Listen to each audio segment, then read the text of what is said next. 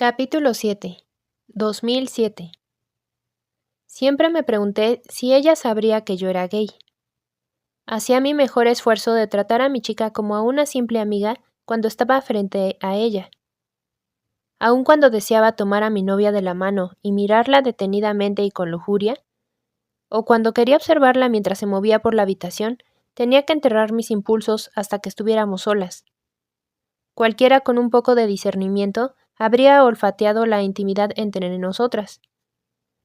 Nos sentábamos demasiado cerca como para que fuera un accidente. Enfrente de los padres, nuestros abrazos parecían una puesta en escena. Sonreíamos diferente, con amor, en medio de conversaciones que no lo merecían. Las comisuras de nuestras bocas se demoraban antes de volver a su lugar después de una sonrisa.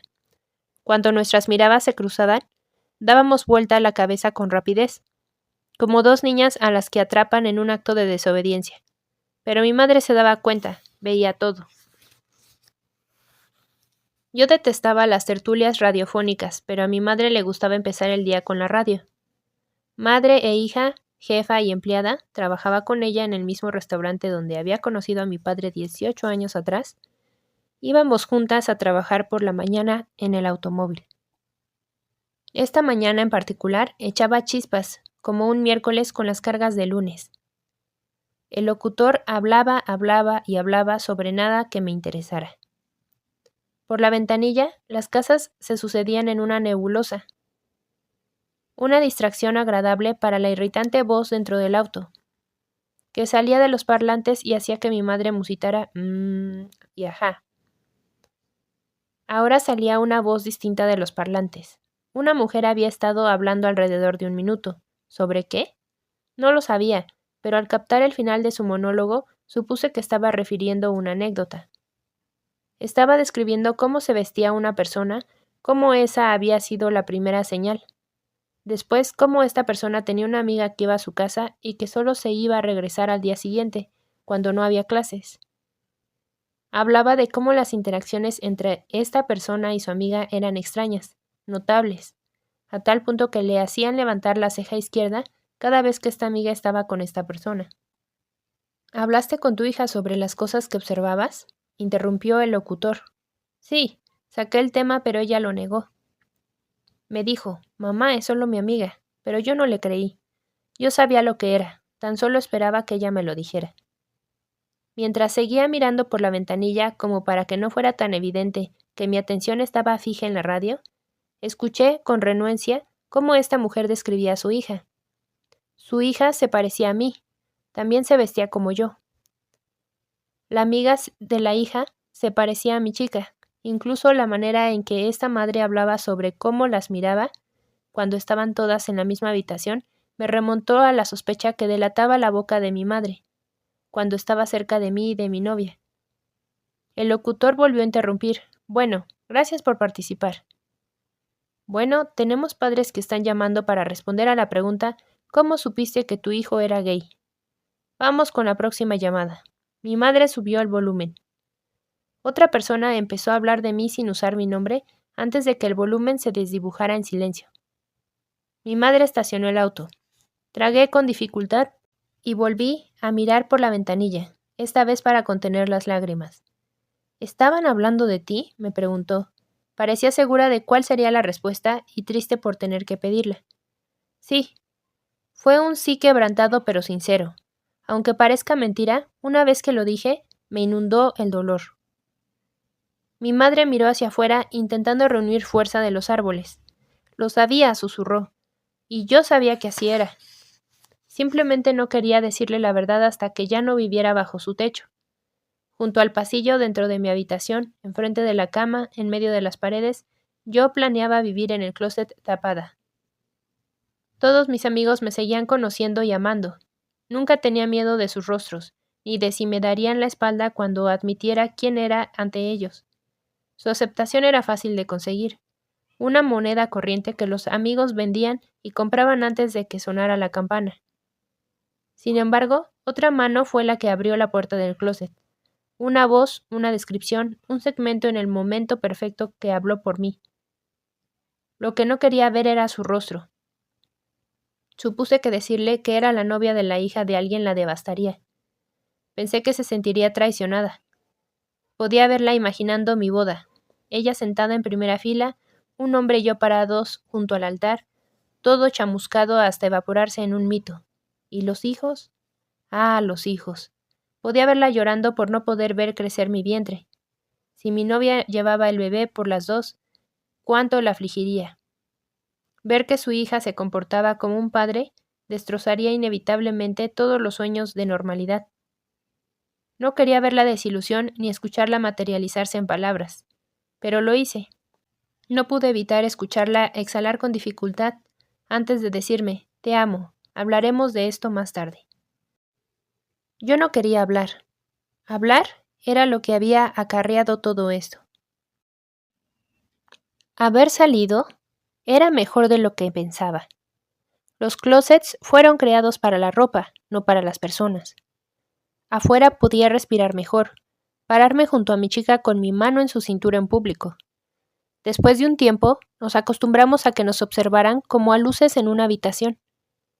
Madres, padres, hijos, abuelos, hombres heterosexuales, chicas heterosexuales, empleados de tiendas, policías, gente en el ómnibus, gente caminando, todo el mundo nos miraba fijo.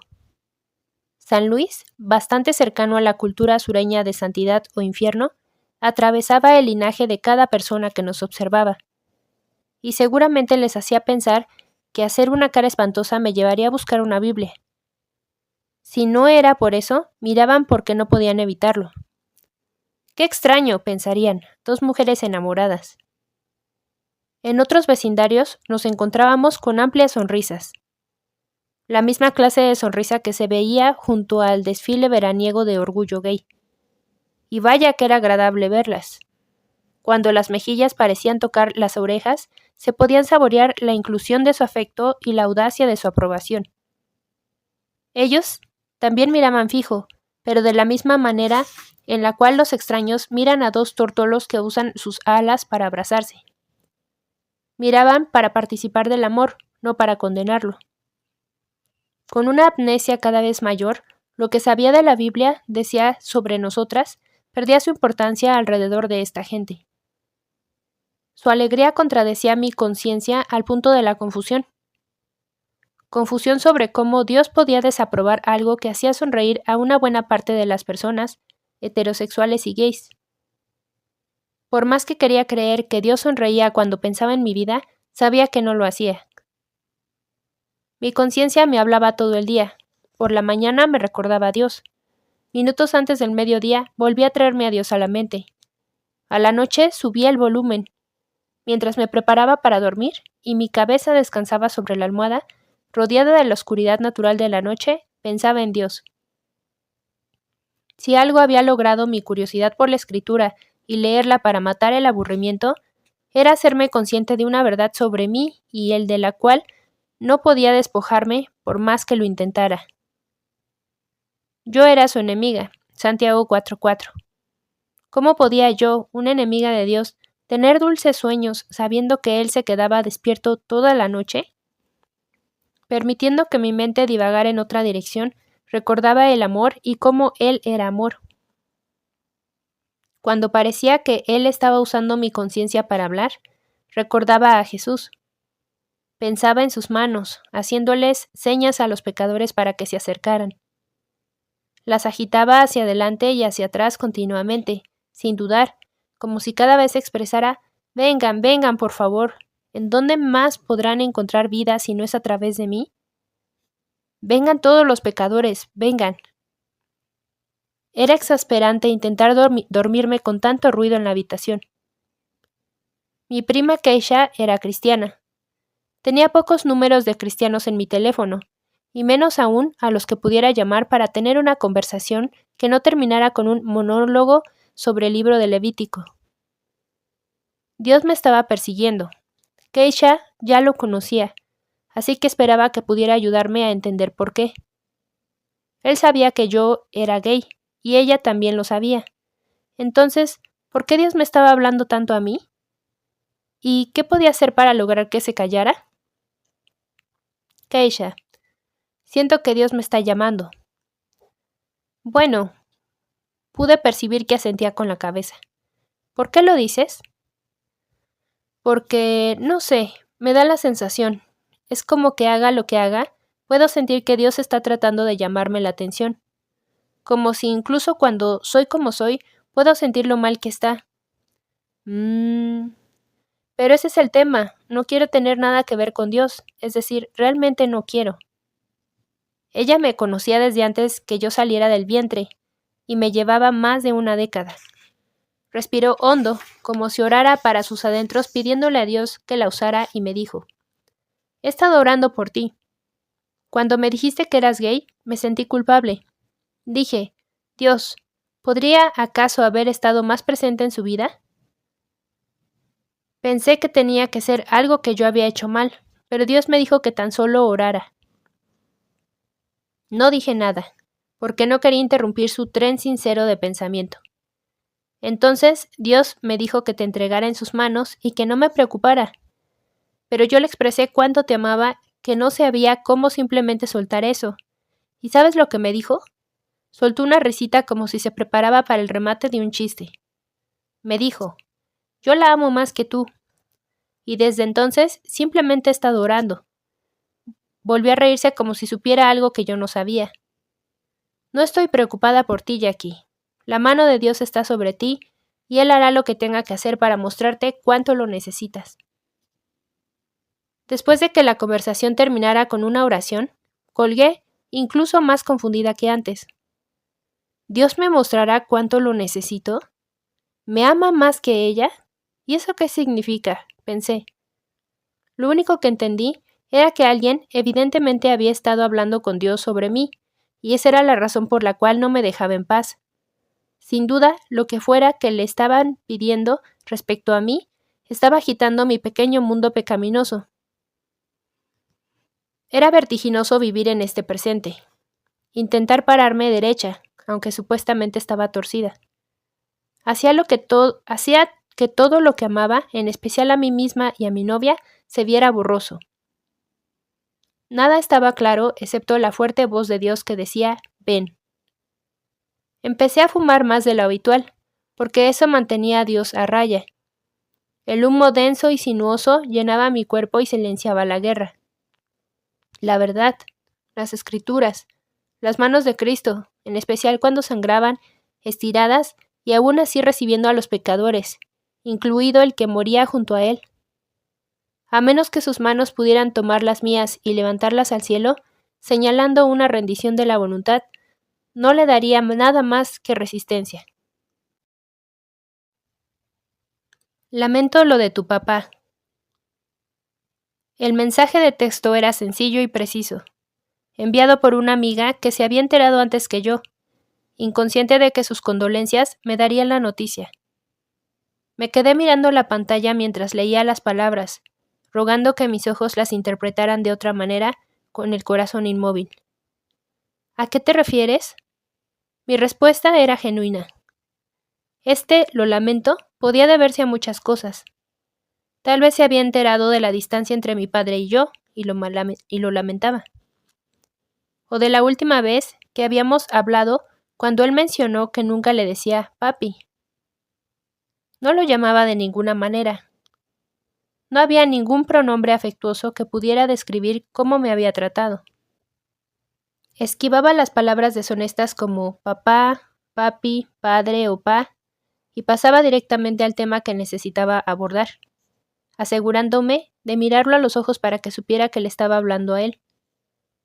¿Acaso se estaría lamentando por la graduación a la cual él nunca había asistido? ¿Aunque vivía solo a 15 minutos de distancia? ¿O porque únicamente recordaba su sonrisa a través del humo de una sola velita soplada en 18 cumpleaños? Un año había pasado entre nosotros desde la última vez que vi esa sonrisa torcida, la ceja rota y la voz obstinada de la cual había heredado toda mi rebelión inteligente. Pero ella no sabía nada sobre el último año o todos esos años. Lo único que sabía era aquello que yo no quería creer. Mi padre se había ido, esta vez para siempre. La noticia fue impactante. Algo dentro de mí, Siempre había esperado el día en que él me amara, siempre en vez de algunas veces. Entré a mi habitación, me arrojé sobre la cama y mojé con lágrimas mi almohada. No era que no estuviera acostumbrada a su ausencia. Sencillamente no sabía cómo acostumbrarme a que ahora sería perpetua. Aunque salteábamos varios años a la vez, había algún llamado telefónico esporádico, una conversación reanudada. Aunque no pudiera verlo, saber que estaba respirando en alguna parte amortiguaba la intensidad de mi dolor cotidiano.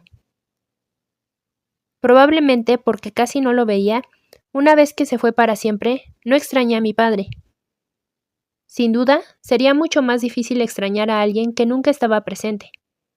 Sin embargo, seguía haciendo el duelo por la muerte de la esperanza. Ahora, cualquier posibilidad de llamarlo papi había muerto. Después del funeral, la vida retomó su curso. Allí recordé lo desconocida que era para las personas que lo conocían mejor que yo.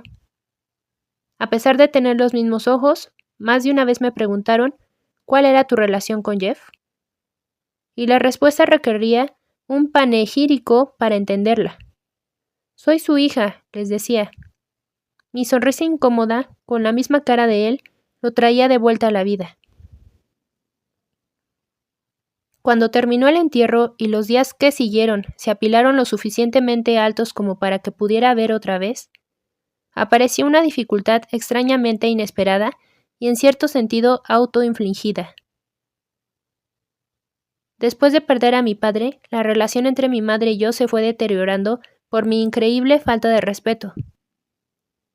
Ella tal vez fuera mi madre de nombre, pero para mí no era más que otra fuente de autoridad para descartar. Estar en casa se fue haciendo más difícil. Cada vez podía pasar menos tiempo allí. Cada vez gastaba más dinero en bolsillos con aroma a marihuana y me gané unas horas en una celda por ayudar a mis amigos a ponerse ropa que no habían comprado. Una noche, después de que mi auto, el cual había comprado un mes atrás, fuera remolcado a una calle de la casa de mi amiga, me quedé en su porche con una amiga.